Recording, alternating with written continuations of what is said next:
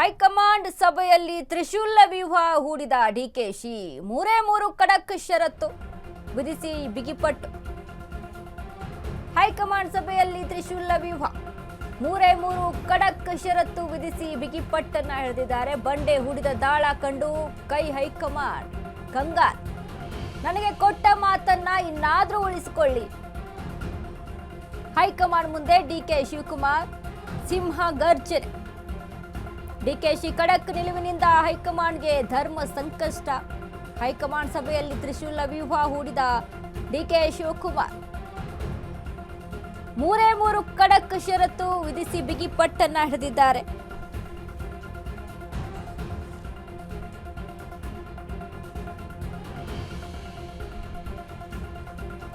High command ಮುಂದೆ DK Shivakumar ಸಿಂಹ ಗರ್ಜನೆ. ಡಿಕೆಶಿ ಖಡಕ್ ನಿಲುವಿನಿಂದ ಹೈಕಮಾಂಡ್ಗೆ ಧರ್ಮ ಸಂಕಷ್ಟ ಎದುರಾಗಿದೆ. ಕೊಟ್ಟ ಮಾತನ್ನ ಉಳಿಸ್ಕೊಳ್ರಿ, ಈಗ್ಲಾದ್ರೂ ಉಳಿಸ್ಕೊಳ್ಳಿ ಅಂತ ಹೇಳ್ತಾ ಇದ್ದಾರೆ ಡಿಕೆ ಶಿವಕುಮಾರ್. 2.5 ವರ್ಷ ಅಂದಿದ್ರಿ, ಅದು ಹೋಯ್ತು. 3 ವರ್ಷ ಆಯ್ತು, ಇನ್ನು 2 ವರ್ಷ ಉಳಿದಿದೆ, ಈಗ್ಲಾದ್ರೂ ಉಳಿಸ್ಕೊಳ್ಳಿ ಅಂತ. ಷರತ್ತು ಕೊಟ್ಟ ಮಾತು ಮರಿಬೇಡಿ ಅಂತ. ಹಾಗಾದ್ರೆ ಏನ್ ಕೊಟ್ಟಿದ್ದಾರೆ? ಯಾವ ಮಾತು? ಅಧಿಕಾರ ಹಂಚಿಕೆ ಬಗ್ಗೆ ಏನು ಮಾತುಕತೆ ಆಗಿತ್ತು ಗೊತ್ತಾ? ಆ ಮಾತು ಸಿದ್ದು ಹೈಕಮಾಂಡ್ ಇಬ್ಬರು ಉಳಿಸಿಕೊಳ್ಬೇಕು. ಕಾಲಮಿತಿ ಮುಗಿದಿದೆ, ಈಗ ನಾಯಕತ್ವ ಬದಲಾವಣೆ ಆಗಲೇಬೇಕು. ಕರ್ನಾಟಕದಲ್ಲಿ ಸರ್ಕಾರ ರಚನೆಯಾಗುವಾಗ ಚರ್ಚೆ ಮಾಡಿದ್ರಿ. ಅಧಿಕಾರ ಹಂಚಿಕೆ ಬಗ್ಗೆ ಏನು ಮಾತುಕತೆ ಆಗಿತ್ತು ಗೊತ್ತಲ್ವಾ? ಇನ್ನು 2ನೇ ಷರತ್ತು, ಆಗಲ್ಲ ಅಂತ ಅಂದ್ರೆ ಬಹಿರಂಗವಾಗಿ ಹೇಳಿ. ನೀವು ಕೊಟ್ಟ ಮಾತು ಈಡೇರಿಸಲು ಆಗುವುದಿಲ್ವಾ? ಹೈಕಮಾಂಡ್ ಮತ್ತು ಸಿಎಂ ಇಬ್ಬರು ಸುದ್ದಿಗೋಷ್ಠಿ ಮಾಡಿ ಮಾಧ್ಯಮಗಳ ಮುಂದೆ ಬಹಿರಂಗವಾಗಿ ಒಪ್ಪಿಕೊಳ್ಳಿ.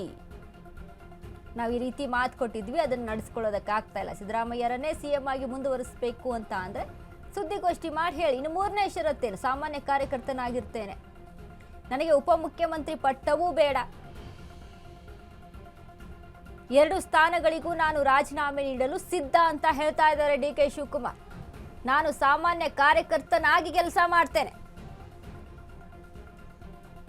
ಸಿಎಂ ಮಾಡ್ತಿದ್ರೆ ಕೆಪಿಸಿಸಿ ಅಧ್ಯಕ್ಷ ಸ್ಥಾನವೂ ಬೇಡ ಅಂತ ಇದ್ದಾರೆ ಡಿಕೆ ಶಿವಕುಮಾರ್.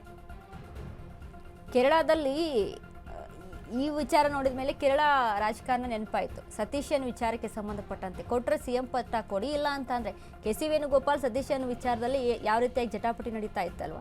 ಕೊಟ್ಟರೆ ಸಿಎಂ ಸ್ಥಾನ ಕೊಡಿ, ಇಲ್ಲ ಅಂತ ಅಂದರೆ ನನಗೆ ಯಾವುದು ಬೇಡ, ನಾನು ಸುಮ್ಮನೆ ಕಾರ್ಯಕರ್ತನಾಗಿ ಮನೇಲಿ ಇರ್ತೀನಿ ಅಂತ ಹೇಳಿದರು. ಕೊನೆಯದಾಗಿ ಹೈಕಮಾಂಡಲ್ಲಿ ಸತೀಶನ್ಗೆ ಸಿಎಂ ಪಟ್ಟ ಕೊಟ್ಟಿದ್ದು.